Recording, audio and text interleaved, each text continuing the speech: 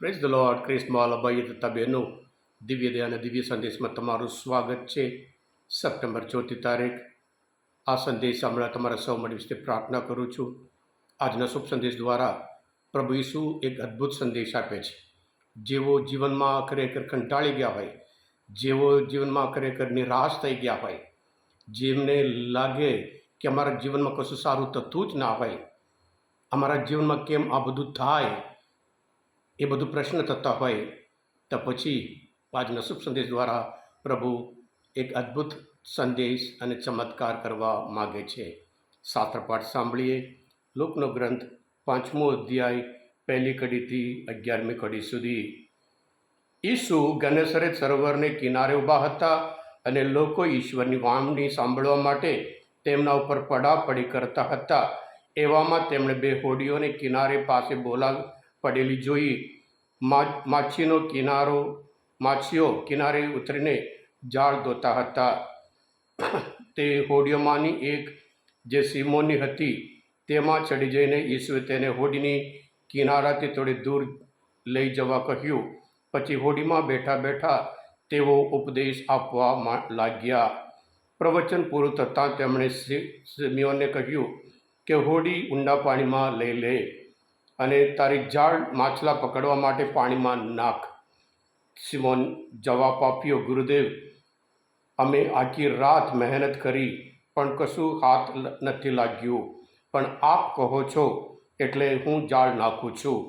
જાળ નાખતા ઢગલાબંધ માછલીઓ તેમાં પકડાઈ અને જાળ થૂટું થવા લાગી. એટલે તે લોકોએ બીજી હોડીઓમાંના સાથીઓને મધ્ય આવવા ઈશારત કરી. તે લોકો પણ આવ્યા અને હોડીઓ એટલી ભરાઈ ગઈ કે ડૂબું થવા લાગી. આ જોઈને સિમોન પિતરે ઈસુને પગે પડીને બોલી ઉઠ્યો, પ્રભુ, મારાથી દૂર રહેજો, હું તો પાપી છું. તે અને તેના બધા સાથીઓ પકડાયેલી માછલીઓનો ઢગલો જોઈને આશ્ચર્યમાં ગરકાવ થઈ ગયા હતા. તેના ભાગીદારો જબેદીના દીકરા અને યાકોબ અને યોહાનની પણ એ જ દશા થઈ હતી. ઈસુએ સિમોનને કહ્યું, ગભરાઈશ નહીં, હવેથી તું માણસોનો પકડનાર થશે.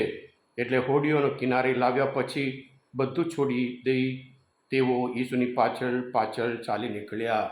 આ પ્રભુની વાણી છે, તે આપણો આધાર છે. ક્રિસ્મોલ ભાઈ બહેનો, જેવી રીતે શરૂઆતમાં કહ્યું હતું, ઘણાના જીવનમાં કશું સારું થતું જ નહીં, ફાઇનાન્સમાં કંઈ પ્રગતિ નહીં, અમારા ધંધામાં કશું ડેવલપમેન્ટ નહીં, જીવનમાં કંટાળી ગયા છે, નિરાશ થઈ ગયા છે. કેમ આ બધું થાય છે? એવી રીતે ઘણા બધાના જીવનમાં મનમાં એવો વિચાર પ્રભુ આજના શુભ સંદેશ દ્વારા જવાબ આપે છે. ક્રિસ્મોલ ભાઈ બહેનો, 2000 વર્ષ જુબલી વર્ષમાં વડા ધર્મગુરુએ એક પરિપત્ર મોકલ્યો કે ગો ડીપ, ઊંડાણમાં હજુ જાઓ. એટલે આજના શુભ સંદેશમાં આપણે એ જ જોઈએ છીએ. પ્રભુ ઈસુ અશુદ્ધાત્મા લગીને સાજા કર્યા, પિતરના સાસુને સાજા કર્યા, અને ત્યાર પછી હવે આવી ગયા ગનેસરેત સરોવર. અને ત્યાં આ લોકો બધા માછી પકડે છે. અને પ્રભુ ઈસુ કહે છે, છોકરાઓ, કજુ થોડું દૂર લઈ જાઓ, પેલી બાજુ ઊંડા પાણીમાં લઈ લે. અને પિતર આપણી જેમ કહે છે, અમે તો આખી રાત મહેનત કરી પણ કશું હાથ નથી લાગ્યું.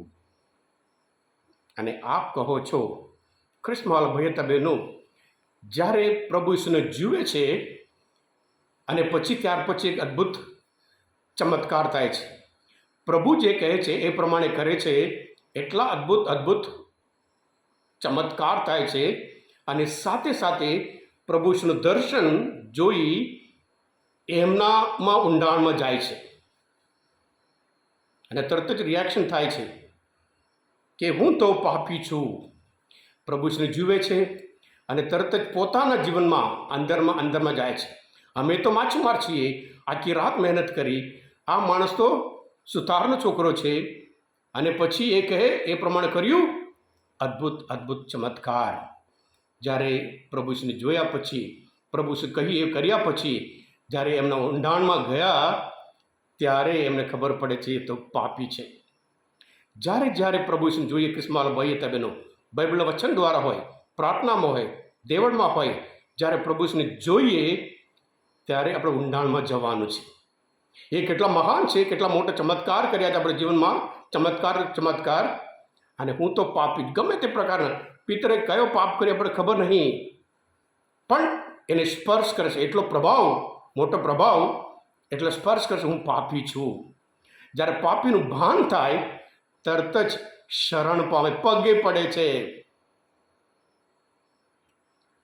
અને પ્રભુ મારાથી દૂર રહેજો, હું તો પાપી છું એમ કરીને પગે પડે છે. અને ત્યાર પછી પ્રભુ કહે છે ડરીશ નહીં. બધું છોડીને ક્રિસ્મસ ભાઈ હતા બહેનો, આપણે ખાસ જોવાનું છે. માથીના ગ્રંથમાં આપણે હંમેશા જોઈએ છીએ પ્રભુ ઈસુ શિષ્યોને બોલાવે છે મારી પાછળ પાછળ આવો. લુક એવી રીતે કરતા નહીં.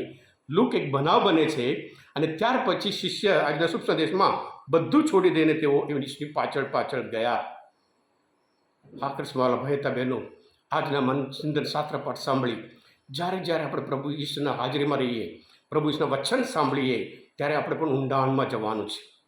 જ્યારે ઊંડાણમાં જઈએ, આપણે પાપોની કબૂલાત કરીએ, ત્યારે આપણે સંપૂર્ણ શરણ પામવાનું છે. અને ત્યારે પ્રભુ કહે છે ડરીશ નહીં, કે જે પોઝિશનમાં છે એના કરતાં હું તને ઊંચ સ્થાનમાં લઈ જાઉં, હું તને માછલીઓ પકડનાર, આત્માઓને જીતાડવા માટે હું તને લઈ જવાનો છું, એમ કરીને એ લઈ જાય છે. હા ક્રિસ્મસ ભાઈ બહેનો, આપણે પણ હંમેશા પ્રભુના વચન માટે સમય આપીએ.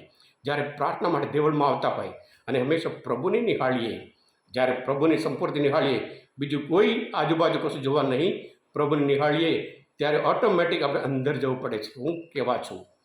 અને જ્યારે કબૂલાત કરીએ, પ્રભુ હાથ પકડીને આપણે ઊંચા કરે છે, ડરીશ નહીં એમ કરીને. આપણે પણ આ સંદેશ બીજા માટે આપીએ, આપણે પોતે આ દિવ્ય ધ્યાન દિવ્ય સંદેશ સબસ્ક્રાઈબ કરીએ અને બીજા માટે પણ ફોરવર્ડ કરીએ, જેથી કરી પ્રભુ ઈસુ જેવી રીતે જે ઊંડાણમાં જવાથી, પ્રભુ ઈસુ કહીએ એ પ્રમાણે કરવાથી મોટો ચમત્કાર પિતરના જીવનમાં, ઘણા બધાના જીવનમાં, તમારા જીવનમાં, મારા જીવનમાં અને બીજાના જીવનમાં પણ એ લોકો ચોક્કસ અદ્ભુત ચમત્કાર જોશે અને પોતાની પાપોની કબૂલાત પ્રભુ ઈસુની આગળ જરૂર કરશે. Thank you. God bless you all. બોલો દિવ્ય દયાનો જય. God bless you all.